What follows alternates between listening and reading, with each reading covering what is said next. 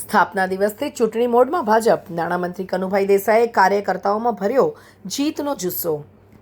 ભારતીય જનતા પાર્ટીના સ્થાપના દિવસ નિમિત્તે સમગ્ર દેશ સાથે વલસાડ જિલ્લામાં પણ ભવ્ય ઉજવણી કરવામાં આવી હતી। ખાસ કરીને ઔદ્યોગિક નગરી વાપી ખાતે જિલ્લા કક્ષાના મુખ્ય કાર્યક્રમનું આયોજન કરવામાં આવ્યું હતું, જેમાં મોટી સંખ્યામાં પક્ષના હોદ્દેદારો અને કાર્યકર્તાઓ ઉમટી પડ્યા હતા। હાલમાં જિલ્લામાં સ્થાનિક સ્વરાજની ચૂંટણીઓનો ગરમાવો હોવાથી સ્થાપના દિવસની આ ઉજવણી કાર્યકરો માટે એક શક્તિ પ્રદર્શન અને ઉત્સાહ વધારવાનું માધ્યમ બની રહી હતી। વાપી ખાતે આયોજિત આ કાર્યક્રમમાં રાજ્યના નાણાં અને શહેરી વિકાસ મંત્રી કનુભાઈ દેસાઈ વિશેષ રૂપે ઉપસ્થિત રહ્યા હતા। તેમની સાથે વલસાડ જિલ્લા ભાજપ પ્રમુખ હેમંતભાઈ કંસારા સહિત જિલ્લાના અન્ય અગ્રણી નેતાઓ પણ મંચ પર બિરાજમાન હતા।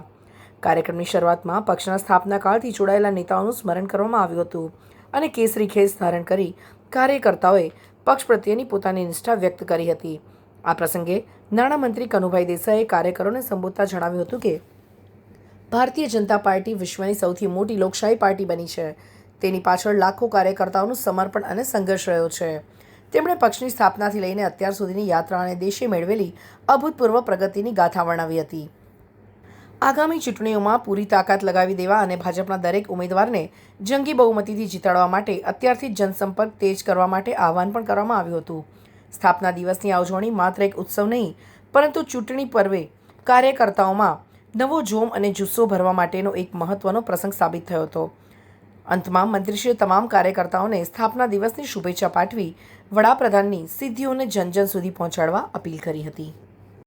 5 રાજ્યોમાં ઇલેક્શનનો માહોલ છે અને જ્યારે સમગ્ર ગુજરાતમાં સ્થાનિક સ્વરાજ્યની ચૂંટણીઓ યોજાઈ રહી છે, ત્યારે આ સ્થાપના દિવસની ઉજવણીનું મહત્વ અનેક ગણું વધી જાય છે। એટલા માટે કે ભારતીય જનતા પાર્ટીએ જ્યારથી શાસનની ધુરા સંભાળી ત્યારથી દેશનું અર્થતંત્ર મજબૂત બન્યું છે, દેશની વિદેશ નીતિ મજબૂત બની છે અને દેશના લોકોની માથાદીઠ આવકમાં વધારો થયો છે।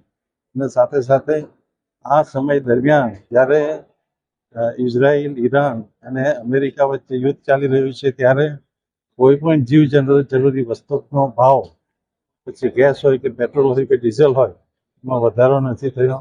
આવા અનેક જે સ્થિરતાના પરિમાણો છે, એમાં ભારતીય જનતા પાર્ટીએ જે પોતાનો પ્રયાસ દર્શાવ્યો છે એને અભિનંદન આપવા ઘટે। અને રામ મંદિરની સ્થાપનાથી લઈ 370મી કલમ હટાવવાથી લઈ દરેક ક્ષેત્રમાં ભારતીય જનતા પાર્ટીએ પોતાના વચનો પૂર્ણ કર્યા છે અને આ બધા વચનો દોહરાવી ભારતીય જનતા પાર્ટી ઇલેક્શન લડશે।